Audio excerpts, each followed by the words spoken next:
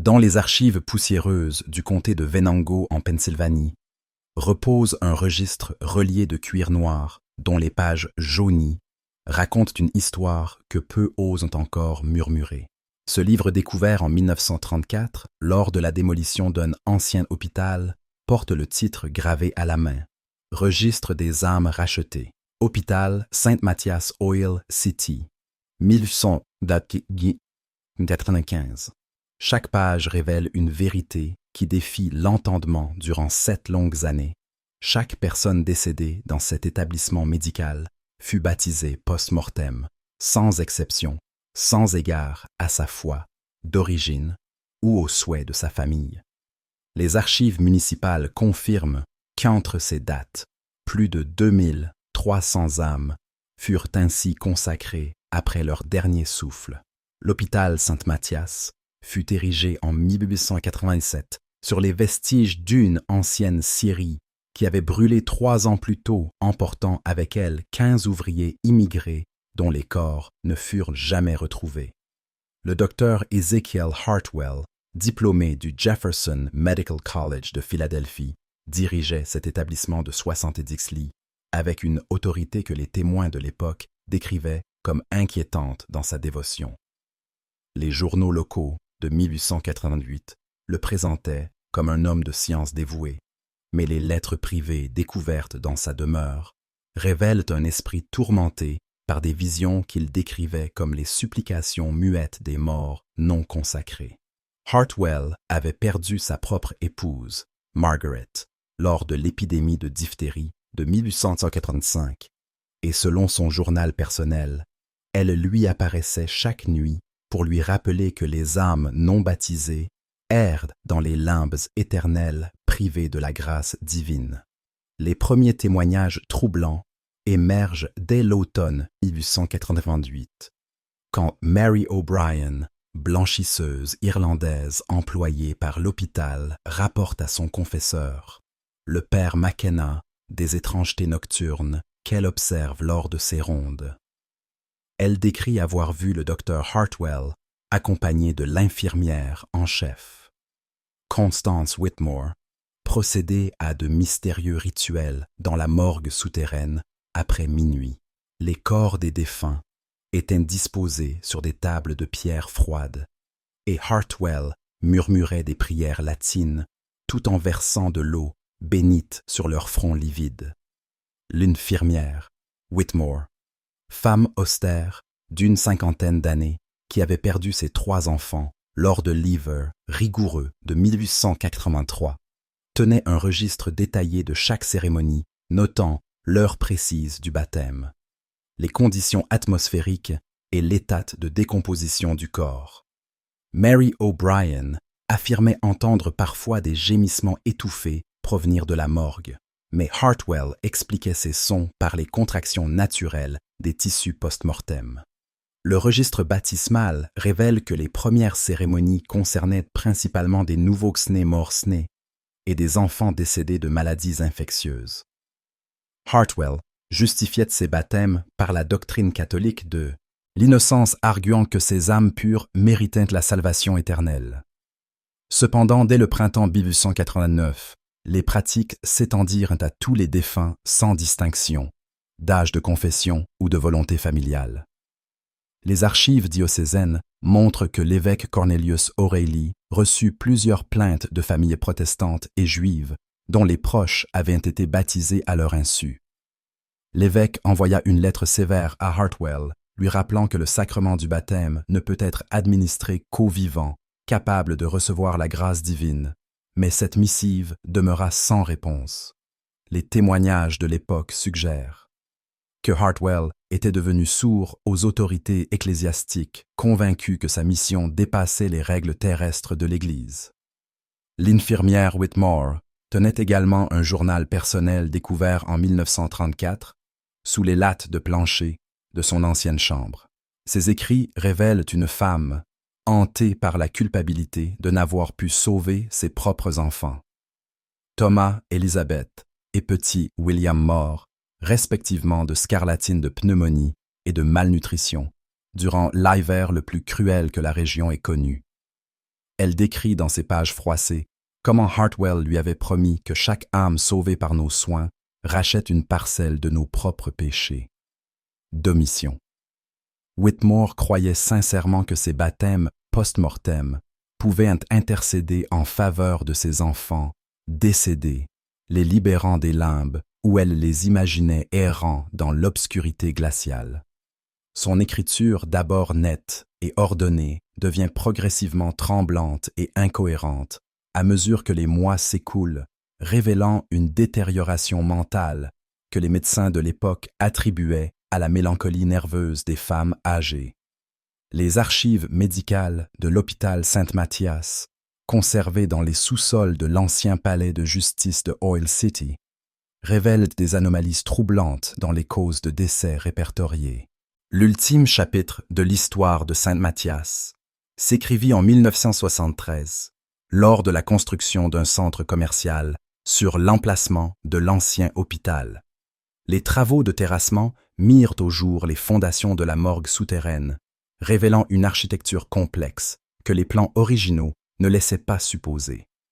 Les ouvriers découvrirent un réseau de galeries souterraines reliant la morgue à plusieurs bâtiments, voisins passages secrets, qui avaient permis à Hartwell de transporter discrètement les corps destinés à ces rituels. Plus troublant encore, ces galeries contenaient des niches murées où furent retrouvés des ossements humains mélangés à des objets rituels crucifix de bronze fiole, d'eau bénite, cristallisée et fragments de textiles liturgiques.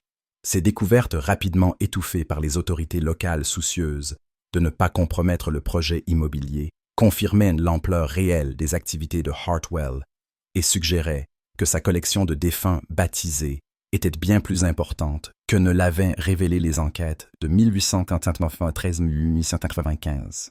Les ossements furent discrètement réinhumés dans le cimetière municipal, sans identification ni cérémonie, dernière profanation infligée aux victimes posthumes de Hartwell.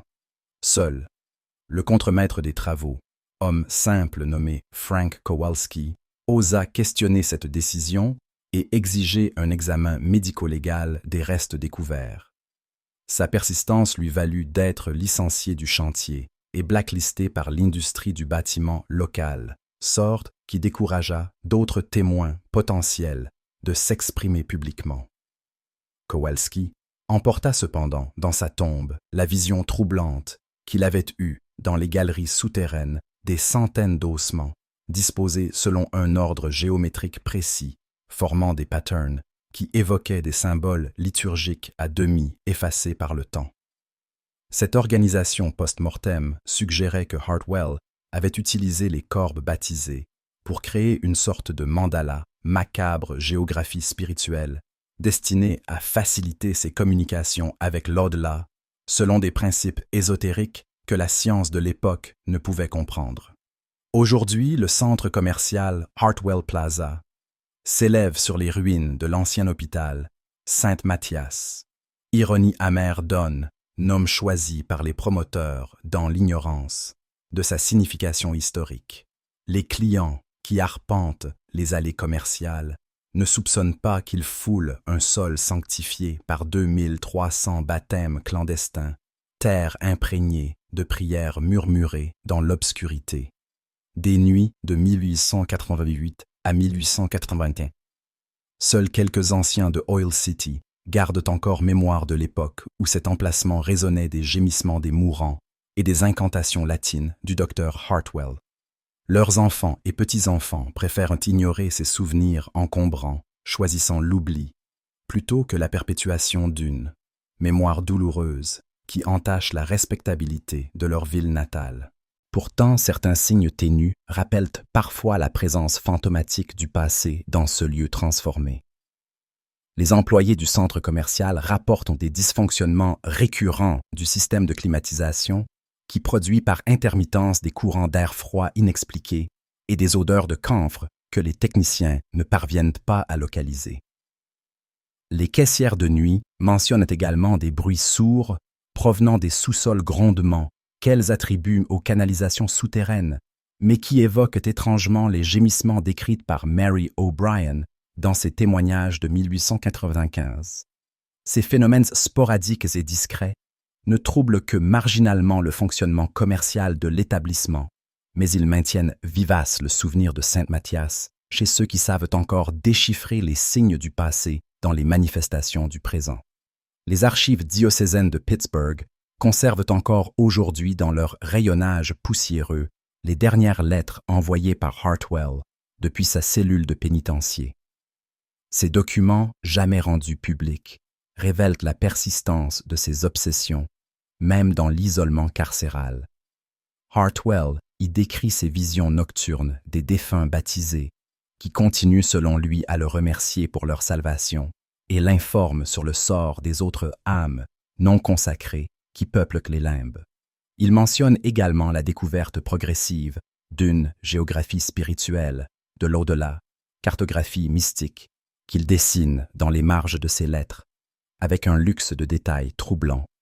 Ces cartes tracées d'une main qui demeure ferme malgré l'âge et l'incarcération montrent des régions célestes et infernales, peuplées de figures reconnaissables. Ses anciens patients, sa défunte épouse Margaret, et lui-même représenté en berger, guidant un troupeau d'âmes vers la lumière divine. Entre 1889 et 1892, le taux de mortalité de l'établissement dépasse de 40% la moyenne nationale des hôpitaux ruraux de taille similaire. Les diagnostics de Hartwell mentionnent fréquemment des fièvres inexpliquées, des affaiblissements mystérieux et des défaillances organiques spontanées chez des patients admis pour des maux bénins. Le docteur Samuel Morrison, médecin rival installé à Franklin, émit des doutes publics sur les compétences de son confrère dans une lettre publiée par le Oil City Derrick en septembre 1890. Morrison accusait Hartwell de négliger ses devoirs thérapeutiques au profit d'obsessions spirituelles malsaines et réclamait une inspection de l'établissement par les autorités sanitaires de l'État. Cette lettre provoqua un scandale local, mais les notables de Oil City, reconnaissant envers Hartwell pour son dévouement apparent, firent bloc autour de lui. L'hiver 991 marqua un tournant dans les pratiques de l'hôpital Saint-Mathias. Les témoignages recueillis par l'enquête judiciaire de 1895 décrivent cette période comme les mois où la mort elle-même semblait avoir élu domicile dans les couloirs de l'établissement. James Patterson, fossoyeur du cimetière municipal, rapporte avoir reçu des corps dans un état de conservation anormalement avancé, comme si la corruption naturelle avait été retardée par quelques procédés chimiques. Ces corps présentaient tous une particularité troublante. Leurs cheveux avaient continué de pousser après la mort, créant des chevelures emmêlées qui devaient être coupées avant la mise en bière. Patterson, homme simple, mais observateur, nota également que tous ces défunts portaient une marque d'eau bénite sur le front, parfois si profondément imprimée qu'elle semblait avoir été gravée dans la chair. Les familles endeuillées attribuaient ces stigmates au dernier sacrement, ignorant qu'ils résultaient des baptêmes post-mortem de Hartwell. Les registres paroissiaux de l'époque révèlent une augmentation inhabituelle des demandes de messe pour les défunts de la part des familles dont les proches avaient séjourné à Saint-Mathias. Le père McKenna, confesseur de nombreuses familles irlandaises de Oil City, note dans ses propres mémoires que les veuves et les orphelins venaient me supplier d'intercéder pour leur mort, affirmant que ceux-ci leur apparaissaient en songe pour réclamer des prières supplémentaires. Ces apparitions oniriques présentaient toujours la même caractéristique. Les défunts se plaignaient d'être mouillés ou trempés dans l'au-delà, comme s'ils étaient condamnés à une éternelle humidité glaciale. McKenna, homme pragmatique formé au séminaire de Pittsburgh, attribuait d'abord ces visions à la culpabilité naturelle du deuil. Mais la récurrence des témoignages l'amena progressivement à soupçonner quelques pratiques impies à l'hôpital. Il tenta d'aborder le sujet avec Hartwell lors d'une visite pastorale en mars 1891, mais le médecin éluda ces questions avec une politesse glaciale qui masquait mal son irritation. L'infirmière, Mary O'Brien, dont les témoignages constituant la source la plus fiable sur les pratiques nocturnes de l'hôpital, décrit dans sa déposition de 1895. Les préparations minutieuses qui précédaient chaque baptême post-mortem. Hartwell exigeait que les corps soient lavés avec un savon spécial qu'il préparait lui-même à base de l'ail et d'herbes, qu'il cultivait dans un petit jardin derrière l'hôpital. Ce savon dégageait une odeur de résine et de camphre qui imprégnait la morgue d'un parfum âcre et persistant. Les cheveux des défunts étaient peignés et tressés selon un rituel précis. 3 tresses pour les femmes, représentant la Trinité, et une seule pour les hommes, symbolisant l'unité divine. Hartwell portait durant ces cérémonies une chasuble blanche qu'il avait fait confectionner par une couturière de Pittsburgh, ornée de broderies latines que personne à Oil City ne savait déchiffrer. L'infirmière Whitmore l'assistait en tenant un cierge béni et en récitant des Ave Maria d'une voix monocorde qui résonnait lugubrement dans la morgue souterraine. Les archives financières de l'hôpital conservées par la banque Mellon de Pittsburgh révèlent des dépenses inhabituelles durant cette période. Hartwell commandait régulièrement de l'eau bénite en grande quantité auprès de monastères éloignés, payant des prix exorbitants pour des fioles provenant de Lourdes de Rome et même de Terre Sainte. Il achetait également des quantités importantes de sel consacré, d'huile synthée et de crèmes produits liturgiques normalement réservés aux cérémonies officielles de l'Église. Ces commandes étaient acheminées par train jusqu'à la gare de Oil City, puis transportées discrètement à l'hôpital par Thomas Brennan, un docker irlandais qui avait perdu sa femme lors d'un accouchement difficile à Saint-Mathias. Brennan, interrogé lors de l'enquête de 1895, affirma que Hartwell lui versait le double du tarif habituel pour ses livraisons nocturnes, mais qu'il n'avait jamais osé questionner le médecin sur la nature de ses marchandises. La peur et le respect, mêlés qu'inspirait Hartwell à la communauté locale protégeant de ses activités, donnent scrutin trop attentif. L'année 1892 marqua l'apogée des pratiques de Saint-Mathias, mais aussi le début de leur dénouement tragique. Les archives météorologiques confirment que cette année-là fut particulièrement rigoureuse, avec un hiver précoce qui s'installa dès octobre et ne se retira qu'en mai suivant. L'hôpital vit affluer un nombre inhabituel de malades souffrant de pneumonie de bronchite et de tuberculose, maladies que Hartwell traitait avec des méthodes de plus en plus expérimentales.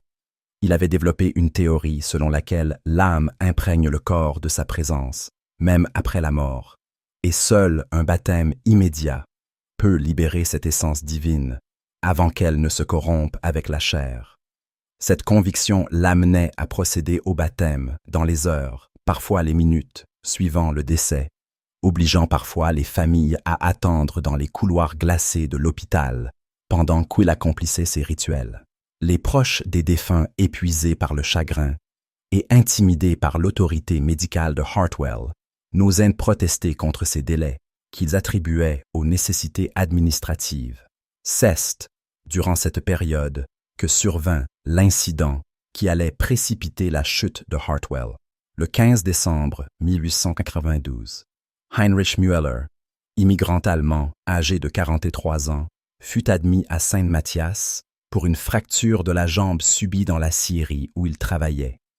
Müller, luthérien pratiquant, avait expressément fait savoir à sa famille qu'il refusait tout sacrement catholique et souhaitait être enterré selon les rites de sa confession. Cependant, la fracture s'infecta rapidement, malgré les soins prodigués, et Müller développa une septicémie qui l'importa en 3 jours. Sa veuve Greta Müller, femme de caractère, qui parlait un anglais approximatif mais déterminé, exigea de voir le corps de son époux immédiatement après le décès.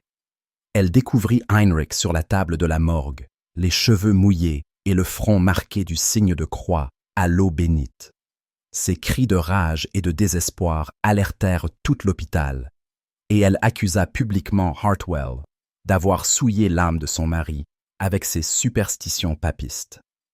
L'affaire Müller déclencha une controverse qui dépassa rapidement les limites de Oil City.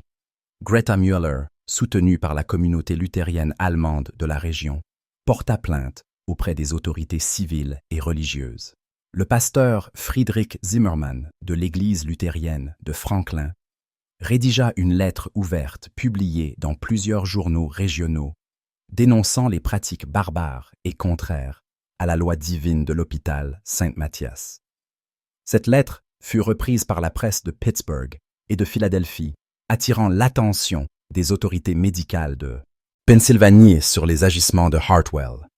L'évêque, O'Reilly, embarrassé par le scandale, se vit contraint de prendre publiquement ses distances avec le médecin, déclarant que l'Église catholique n'a jamais cautionné ni encouragé de telles pratiques qui outrepassent gravement les limites de la doctrine sacramentelle. Cette déclaration épiscopale porta un coup fatal à la crédibilité de Hartwell auprès de la communauté catholique locale, qui constituait pourtant sa principale base de soutien. L'enquête officielle débuta en janvier 1893 sous la direction du procureur du comté, William Ashworth, homme méticuleux formé à Harvard, qui approchait cette affaire avec le scepticisme glacé d'un juriste de formation. Ashworth interrogea systématiquement tout le personnel de l'hôpital, les familles des défunts et les notables de Oil City. Ces notes conservées dans les archives judiciaires révèlent progressivement l'ampleur des pratiques de Hartwell et l'omerta qui les protégeaient. L'infirmière Whitmore, confrontée aux preuves accumulées contre elle, se fondra durant son interrogatoire et avoua sa participation au baptême post-mortem. Elle décrivit les cérémonies avec un luxe de détails qui glaça les enquêteurs, les prières murmurées dans la morgue éclairée aux chandelles, les corps disposés selon une géométrie précise, les onctions d'huile sainte sur les fronts livides des morts. Whitmore affirma avoir agi par conviction religieuse sincère, persuadée de sauver les âmes des défunts. Mais son témoignage révéla également sa détérioration mentale progressive et sa dépendance émotionnelle croissante envers Hartwell, qu'elle décrivait comme un saint homme incompris par son époque. Le témoignage de Mary O'Brien apporta les révélations les plus troublantes de l'enquête. La blanchisseuse irlandaise décrivit avoir assisté à des scènes qu'elle n'avait jamais osé rapporter auparavant par peur de perdre son emploi. Elle affirmait avoir vu Hartwell parler au corps durant les baptêmes, leur adressant des questions auxquelles il semblait recevoir des réponses silencieuses. Le médecin affirmait entendre les morts lui révéler les tourments qu'ils enduraient dans les limbes et le supplier de les libérer par le sacrement. O'Brien rapporta également avoir observé Hartwell prélever des mèches de cheveux sur chaque défunt baptisé, les conservant dans des petites enveloppes marquées du nom et de la date de décès. Ces reliques macabres étaient rangées dans un meuble fermé à clé de son bureau, formant une collection que Hartwell consultait régulièrement en murmurant des prières. La blanchisseuse décrivit l'expression de Hartwell durant ses rituels, comme celle d'un homme qui conversait avec l'invisible, alternant entre extase mystique et terreur profonde, selon les réponses qu'il croyait recevoir des trépassés. L'investigation d'Ashworth révéla également des irrégularités troublantes dans la gestion administrative de l'hôpital. Les registres d'admission montraient que Hartwell acceptait parfois des patients dans un état désespéré, que d'autres établissements avaient refusé, comme s'ils recherchaient délibérément les cas les plus graves. Les familles de ces mourants désespérés témoignèrent que Hartwell leur avait donné de faux espoirs sur les chances de guérison, les encourageant à maintenir leurs proches à l'hôpital, même quand la mort était manifestement imminente. Cette politique créait un flux constant de décès qui alimentait les baptêmes post-mortem, suggérant que Hartwell subordonnait progressivement sa pratique médicale à ses obsessions spirituelles. Les médicaments commandés par l'hôpital révélaient également des anomalies de grande quantité de laudanum et d'autres opiacés étaient achetés, dépassant largement les besoins thérapeutiques normaux d'un établissement de cette taille. Ashworth soupçonna que Hartwell utilisait ces substances pour maintenir les mourants dans un état de semi-conscience prolongé, retardant leur agonie pour disposer de plus de temps pour ses préparatifs rituels.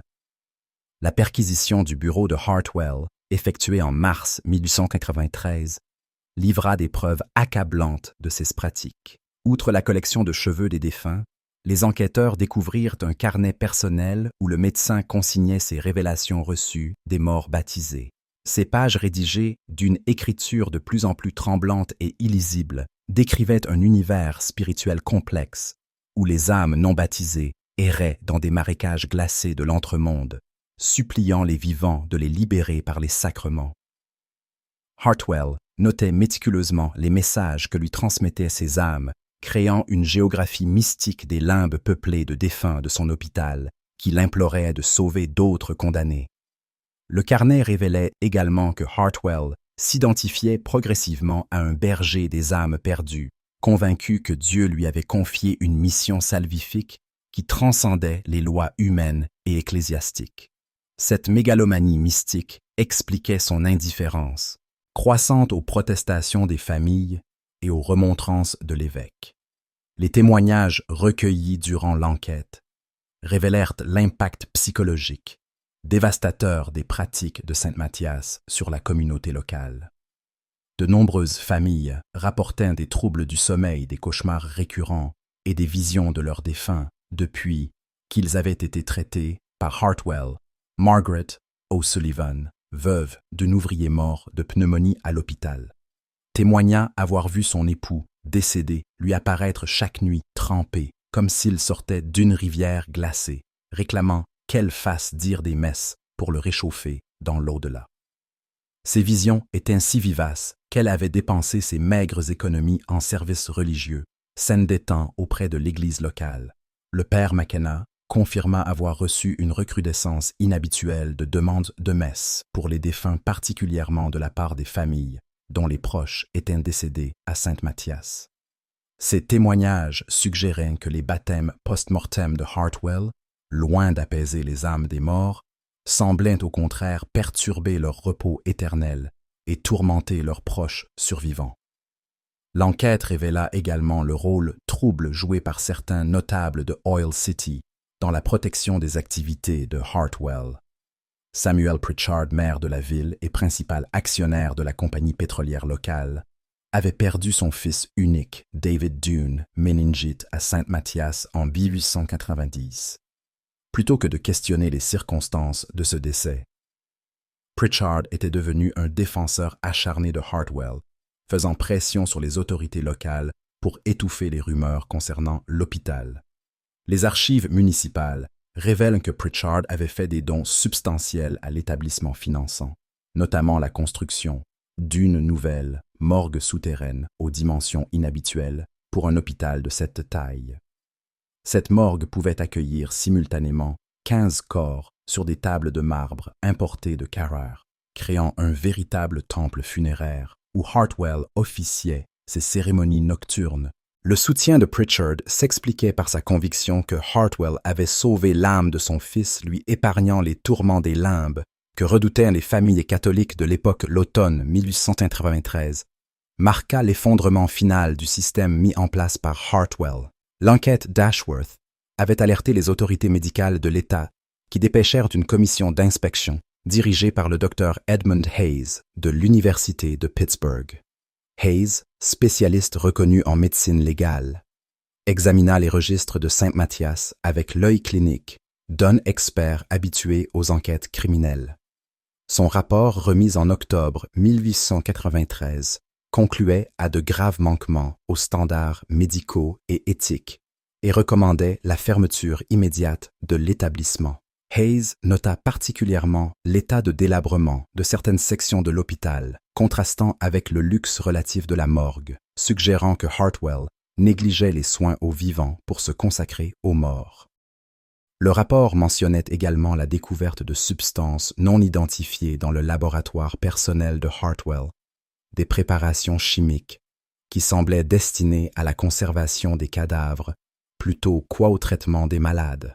Face à l'accumulation des preuves contre lui, Hartwell adopta une stratégie de défense qui révéla l'étendue de sa dégradation mentale. Il revendiqua publiquement ses pratiques, les présentant comme un apostolat moderne inspiré par la charité chrétienne. Dans une lettre ouverte publiée par Loyal City, Derrick en novembre 1893, il déclara avoir reçu une vision divine lui commandant de sauver les âmes non baptisées, mission qu'il considérait comme plus importante que sa carrière médicale. Cette lettre d'un mysticisme exalté qui frisait le délire acheva de ruiner sa réputation auprès des derniers soutiens qui lui restaient. Hartwell y décrivait ses conversations nocturnes avec les défunts, affirmant que ceux-ci le remerciaient pour leur salvation et l'encourageaient à poursuivre son œuvre. Il se comparait aux premiers martyrs chrétiens, persécutés par une société qui ne comprenait pas leur mission divine, et prophétisait que la postérité reconnaîtrait la justesse de ses actes. Cette grandiloquence mystique contrastait tragiquement avec la réalité sordide de ses pratiques et confirmait aux yeux du public son aliénation mentale. Le procès de Ezekiel Hartwell débuta en janvier 1895, devant la cour du comté de Venango, présidée par le juge Marcus Thompson, magistrat expérimenté, qui avait déjà eu à connaître d'affaires criminelles complexes. L'accusation, menée par le procureur Ashworth Retent contre Hartwell. Les chefs de profanation de sépulture, d'exercice illégal, de fonctions sacerdotales et de négligence médicale ayant entraîné la mort. La défense assurée par l'avocat pittsburghois, Jonathan Mills, tenta de plaider l'irresponsabilité pour cause d'aliénation mentale, stratégie qui nécessitait de démontrer la folie de son client tout en minimisant la gravité de ses actes. Le procès attira une attention considérable dans toute la Pennsylvanie. La presse locale et régionale dépêchant des correspondants pour couvrir ce qu'elle présentait comme l'affaire la plus étrange jamais jugée dans l'histoire de l'État. Les débats révélèrent au grand jour l'ampleur des pratiques de Saint-Mathias et leur impact sur la communauté de Oil City, créant un scandale qui dépassait largement le cadre judiciaire. Les témoignages les plus accablants vinrent paradoxalement des anciens soutiens de Hartwell, retournés contre lui par l'évidence de sa culpabilité. L'infirmière Whitmore, brisée par des mois d'interrogatoire, décrivit avec une précision troublante les rituels nocturnes auxquels elle avait participé. Elle révéla que Hartwell avait développé une hiérarchie complexe parmi les défunts baptisés, accordant plus d'attention au corps des enfants et des femmes, qu'il considérait comme plus réceptifs à la grâce divine. Cette discrimination macabre l'amenait à prolonger les cérémonies pour certains défunts, multipliant les onctions et les prières jusqu'à l'aube, tandis que d'autres recevaient un baptême expéditif qui ne durait que quelques minutes. Whitmore témoigna également des changements progressifs dans le comportement de Hartwell, décrivant comment le médecin était devenu de plus en plus distant avec les vivants, tout en développant une intimité troublante avec les morts, leur parlant comme à des confidents et sollicitant leurs conseils pour ses décisions médicales. Le témoignage le plus dramatique fut celui de Greta Mueller, dont le courage avait déclenché toute l'affaire. La veuve allemande, vêtue de noir et accompagnée de ses 3 jeunes enfants, décrivit d'une voix brisée par l'émotion les derniers moments de son époux et sa découverte du baptême forcé. Elle révéla que Heinrich, dans son délire fiévreux, avait supplié qu'on respecte sa foi luthérienne et qu'on l'enterre selon les rites de sa confession. La promesse qu'elle lui avait faite sur son lit de mort rendait d'autant plus douloureuse la profanation subie par sa dépouille. Greta Mueller témoigna également des troubles psychologiques qu'elle et ses enfants subissaient depuis les événements, décrivant des cauchemars où Heinrich apparaissait couvert d'eau et de boue, réclamant qu'elle le sèche pour qu'il puisse reposer en paix. Ces visions étaient si traumatisantes pour ses enfants qu'elle avait dû les confier temporairement à sa belle-sœur à Pittsburgh, loin de Oil City et des souvenirs douloureux. Son témoignage émut profondément le jury et le public, incarnant la souffrance des familles victimes des obsessions de Hartwell. La défense de Mills tenta de présenter Hartwell comme un homme de science dévoué, dont l'esprit avait basculé sous le poids du chagrin et de la responsabilité médicale. L'avocate fit témoigner plusieurs témoins sur la période antérieure au baptême, quand Hartwell était respecté comme un médecin compétent et dévoué. Le docteur Morrison, malgré ses critiques passées, reconnut les qualités professionnelles initiales de son confrère et attribua sa dérive à la mort traumatisante de son épouse. Margaret Mills argumenta que les pratiques de Saint Mathias résultaient d'un délire mélancolique provoqué par un deuil pathologique, position, qui nécessitait de présenter son client comme un malade mental plutôt que comme un criminel conscient. Cette stratégie se heurta cependant aux preuves de la préméditation et de l'organisation systématique des baptêmes difficiles à concilier avec l'image d'un fou inconscient de ses actes. Le registre tenu par Hartwell témoignait d'une méthode et d'une constance incompatibles avec un délire incontrôlé. L'expertise psychiatrique commandée par le tribunal fut confiée au docteur Benjamin Rush Patterson de l'asile d'État de Danville, l'une des autorités reconnues en matière d'aliénation mentale. Patterson examina longuement Hartwell dans sa cellule et analysa ses écrits personnels, particulièrement le carnet, où il consignait ses révélations. Son rapport lu en séance publique conclut que l'accusé souffrait d'une monomanie religieuse caractérisée par des hallucinations auditives et visuelles, mais qu'il conservait par ailleurs ses facultés de raisonnement et de jugement moral. Patterson estima que Hartwell était conscient du caractère illégal et immoral de ses actes, mais qu'il les justifiait par une conviction délirante de mission divine. Cette conclusion ruinait la stratégie de la défense en établissant la responsabilité pénale de l'accusé, malgré ses troubles mentaux. Le verdict, rendu le 15 mars 1895, après 3 jours de délibération, déclara Hartwell coupable sur tous les chefs d'accusation. Le juge Thompson le condamna à 15 ans de travaux forcés au pénitencier occidental de Pittsburgh, peine considérée comme clémente compte tenu de la gravité des faits reprochés. Dans son réquisitoire final, Thompson déclara que si la loi ne peut juger les intentions de l'accusé envers les âmes des morts, elle doit sanctionner les souffrances qu'il a infligées aux familles des vivants. Cette sentence marquait officiellement la fin de l'affaire. Saint Mathias, mais ses répercussions allaient hanter Oil City pendant des décennies. L'hôpital fut fermé immédiatement après le procès. Ces bâtiments vendus à des investisseurs privés qui les transformèrent en entrepôts pour l'industrie pétrolière locale. La morgue souterraine, trop coûteuse à démolir, fut simplement murée et oubliée, devenant progressivement un objet de légende urbaine pour les enfants de la ville. L'infirmière Whitmore, épargnée par les poursuites en raison de sa coopération avec la justice, quitta Oil City dès la fin du procès pour s'installer chez une sœur à Cleveland. Les dernières nouvelles de sa vie rapportées par le Cleveland Plain Dealer en 1898 la décrivaient comme une recluse, vivant dans un petit appartement encombré de statues religieuses et de cierges, passant ses journées en prière pour les âmes qu'elle avait aidé à sauver.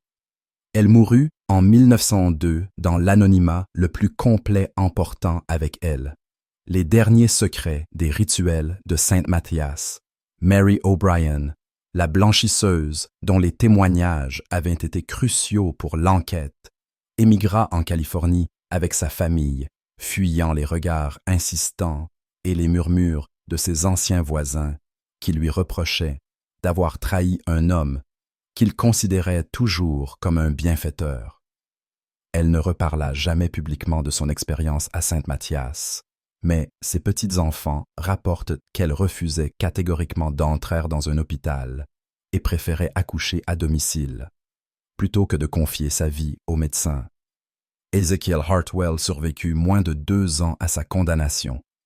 Les registres pénitentiaires indiquent qu'il fut trouvé mort dans sa cellule le matin du 23 septembre 1896. Apparemment victime d'une crise cardiaque survenue pendant son sommeil. Les gardiens qui découvrirent son corps rapportèrent une scène troublante. Hartwell gisait sur son lit, les mains jointes sur la poitrine dans une attitude de prière, et ses cheveux gris étaient curieusement humides, comme s'ils avaient été aspergés d'eau durant la nuit. Plus étrange encore, sa cellule dégageait une forte odeur de camphre et de résine, les mêmes effluves que produisait le savon spécial qu'il utilisait pour laver les corps à Saint-Mathias. Les autorités pénitentiaires attribuèrent ces détails aux hallucinations des gardiens de nuit, hommes simples impressionnés par la réputation sinistre de leurs détenus.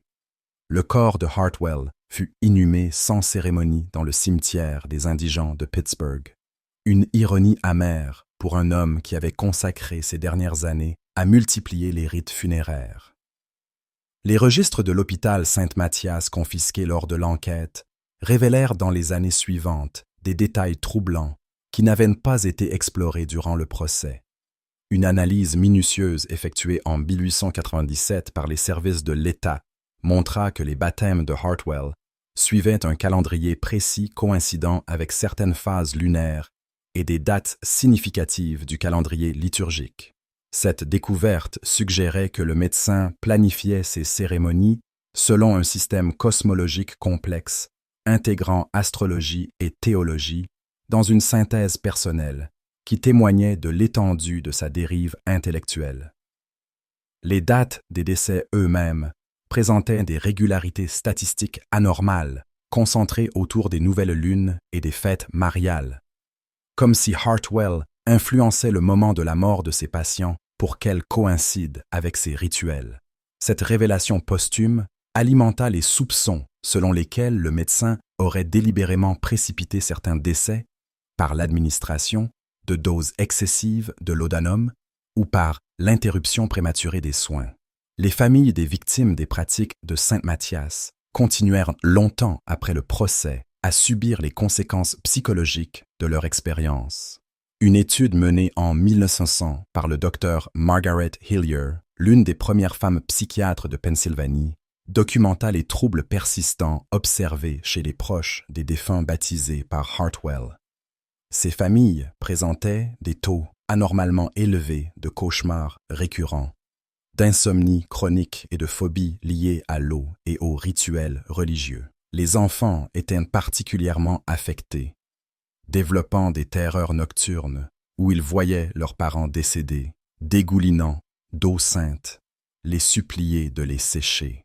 Hillier attribua ces symptômes à un traumatisme spirituel résultant de la violation des croyances religieuses des familles concepts novateurs qui ne seraient pleinement reconnus par la médecine qu'au siècle suivant.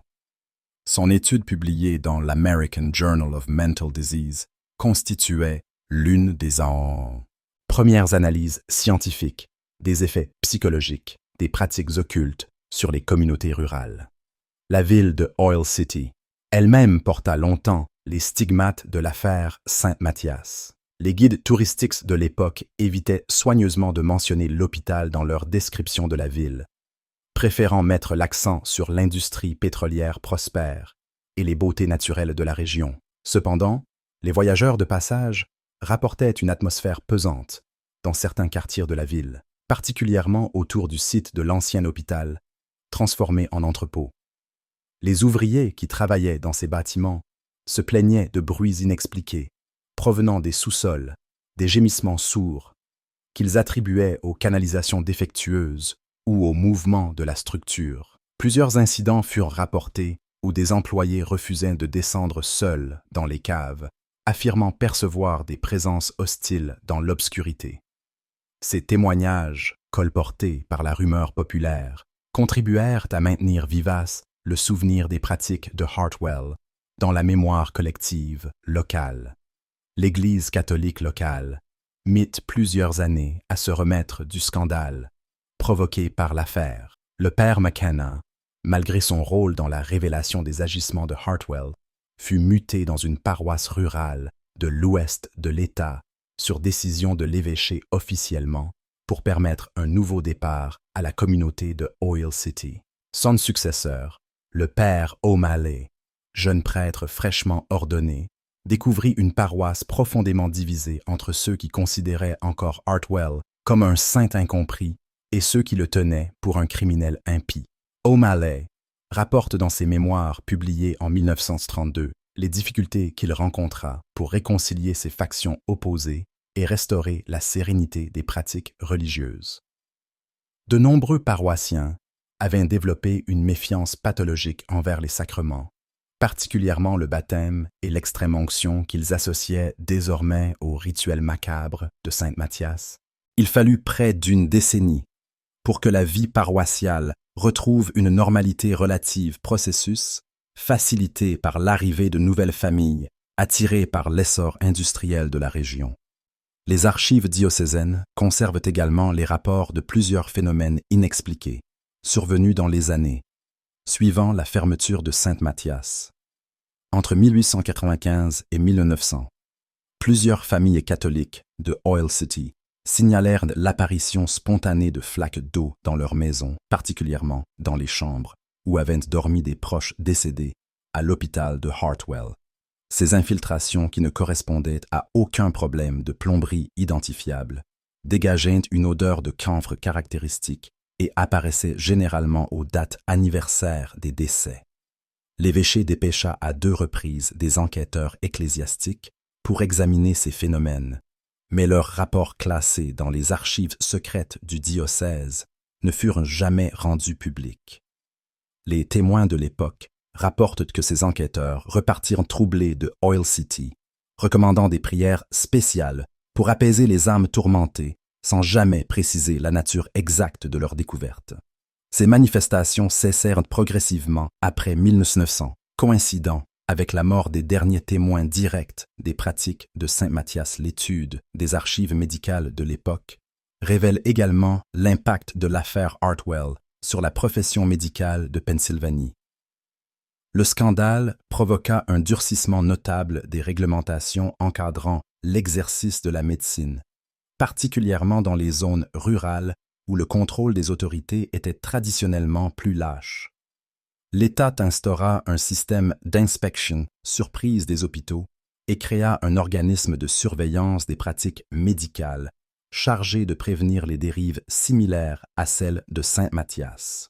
Ces mesures, présentées comme des réformes sanitaires, témoignaient en réalité de l'embarras des autorités face à un cas qui révélait les lacunes du système de supervision médicale. L'affaire Hartwell devint également un cas d'école dans les facultés de médecine utilisées pour sensibiliser les futurs praticiens aux dangers de l'isolement professionnel et de l'orgueil intellectuel. Paradoxalement, cette utilisation pédagogique contribua à perpétuer le souvenir de Hartwell dans les milieux médicaux, où son nom devint synonyme de dérive éthique et de mégalomanie pathologique. Les recherches généalogiques menées au XXe siècle sur les familles touchées par l'affaire Saint Mathias révélèrent des patterns troublants dans le destin de leurs descendants. Une proportion anormalement élevée des enfants et petits-enfants des victimes développèrent des troubles psychiatriques, particulièrement des formes de dépression mélancolique et d'anxiété religieuse. Cette hérédité pathologique documentée par les services sociaux de l'État suggérait une transmission transgénérationnelle du traumatisme qui dépassait les mécanismes psychologiques classiques. Certains chercheurs avancèrent l'hypothèse d'une prédisposition génétique aux troubles mentaux dans ces lignées, mais d'autres attribuèrent ces phénomènes à l'influence persistante de l'environnement familial marqué par les événements de 1894-1895. Les statistiques montrent également que plusieurs descendants directs des victimes de Hartwell embrassèrent des carrières liées à la mort ou à la religion, devenant embaumeurs, fossoyeurs ou religieux. Comme Sills tentait de racheter par leur dévouement les souffrances infligées à leurs ancêtres.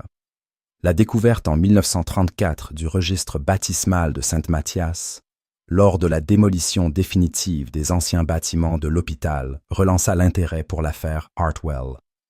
Ce document miraculeusement préservé dans une cache murée du bureau de l'ancien médecin contenait des détails inédits sur les rituels pratiqués entre 1888 et 1895. Les dernières entrées datées de décembre 1895 révélaient que Hartwell avait continué ses baptêmes même après l'ouverture de l'enquête officielle, multipliant les cérémonies clandestines avec une frénésie qui témoignait de sa conscience de la fin imminente de son apostolat. Ces ultimes baptêmes concernaient non seulement les patients décédés à l'hôpital, mais également des corps exhumés secrètement du cimetière municipal, profanation sacrilège qui n'avait jamais été découverte par les enquêteurs de 1893.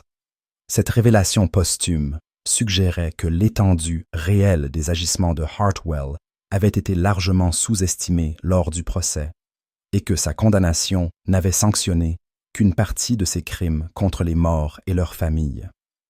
Le registre contenait également des annotations marginales de la main de l'infirmière Whitmore, commentaires cryptiques qui témoignaient de l'évolution de sa collaboration avec Hartwell, au début, complice enthousiaste, persuadé de participer à une œuvre pie. Whitmore manifesta progressivement des doutes sur la légitimité de leur pratique. Ses dernières notes gribouillées, d'une écriture tremblante, exprimaient une terreur croissante face aux révélations que prétendait recevoir Hartwell des défunts baptisés. Elle décrivait le médecin comme possédé par les voix des morts, homme jadis rationnel, transformé en médium halluciné, qui négligeait totalement les vivants pour se consacrer exclusivement à ses conversations avec l'au-delà. Ces témoignages intimes confirmaient les soupçons émis lors du procès sur la détérioration mentale progressive de Hartwell, mais révélaient également l'ampleur de la manipulation psychologique qu'il exerçait sur son entourage, exploitant leur culpabilité et leurs croyances religieuses pour s'assurer leur silence et leur complicité. Les dernières pages du registre les plus troublantes contenaient ce que Hartwell appelait son testament spirituel, document délirant où il léguait sa mission divine à un successeur hypothétique qui poursuivrait son œuvre de salvation des âmes non baptisées.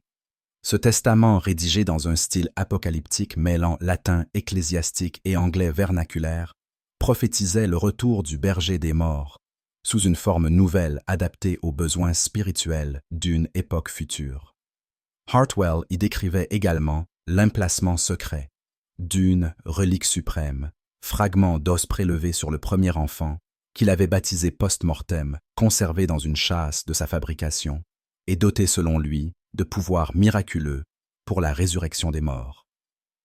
Cette relique jamais retrouvée, malgré les recherches entreprises en 1934, alimenta pendant des décennies les légendes locales sur les trésors maudits cachés dans les ruines de Saint-Mathias. Certains habitants de Oil City affirmaient avoir aperçu des lueurs étranges dans les décombres de l'ancien hôpital, les nuits de nouvelle lune phénomènes qu'ils attribuaient à la présence persistante de cette relique maudite. L'affaire Saint-Mathias, officiellement close par la mort de Hartwell en 1896, continua d'alimenter la chronique locale jusque dans les années 1950. Les anciens de Oil City transmettaient oralement les souvenirs des années noires où la mort rôdait dans les couloirs de l'hôpital, enrichissant progressivement le récit de détails apocryphes qui transformaient Hartwell en figure légendaire oscillant entre saint fou et démon incarné. Ces récits colportés dans les veillées rurales et les conversations de taverne créèrent une mythologie populaire où se mêlaient faits historiques et superstitions locales. Hartwell y était décrit tantôt comme un martyr incompris qui avait sacrifié sa réputation pour sauver les âmes des damnés, tantôt comme un sorcier qui s'était damné en tentant de défier les lois divines sur la mort et la résurrection. Cette ambivalence reflétait les divisions persistantes de la communauté locale sur l'interprétation à donner aux événements de 1895. Les recherches académiques menées dans les années 1960 par l'Université de Pittsburgh tentèrent de démêler la vérité historique des légendes accumulées autour de l'affaire Saint-Mathias-l'Équipe, dirigée par le professeur d'histoire religieuse. Robert Kellner reconstitua minutieusement la chronologie des événements à partir des archives officielles, mais se heurta au mutisme persistant des derniers témoins encore vivants. Ces vieillards enfants ou adolescents à l'époque des faits refusaient obstinément d'évoquer leurs souvenirs, invoquant des promesses faites aux morts ou des serments de silence contractés dans leur jeunesse. Cette omerta générationnelle frustra les historiens, mais témoignait de l'impact durable de l'affaire sur la psyché collective de Oil City. Kellner et son équipe durent en se contenter des documents officiels, privés, des témoignages oraux qui auraient pu éclairer les zones d'ombre persistantes de l'histoire de Hartwell. Leur étude révéla cependant des connexions troublantes entre l'affaire Saint-Mathias et d'autres incidents survenus dans la région durant la même période. Entre 1845 et 1900, plusieurs médecins ruraux de Pennsylvanie occidentale furent accusés de pratiques rituelles similaires, suggérant l'existence d'un mouvement occulte plus large que ne l'avaient supposé les enquêteurs de l'époque. Ces affaires, moins documentées que celles de Hartwell, partageaient des caractéristiques communes, médecins isolés géographiquement, population rurale très religieuse et pratique mêlant médecine et mysticisme dans un syncrétisme hétérodoxe. Kellner émit l'hypothèse que Hartwell avait pu être influencé par des courants spiritualistes, alors en vogue dans certains milieux intellectuels américains, mouvements qui prônaient la communication avec les morts et la possibilité d'intercéder pour leur salvation. Posthume. Cette contextualisation historique, si elle n'excusait aucunement les agissements de Hartwell, les inscrivait dans un mouvement culturel plus large qui relativisa le caractère purement individuel de sa dérive.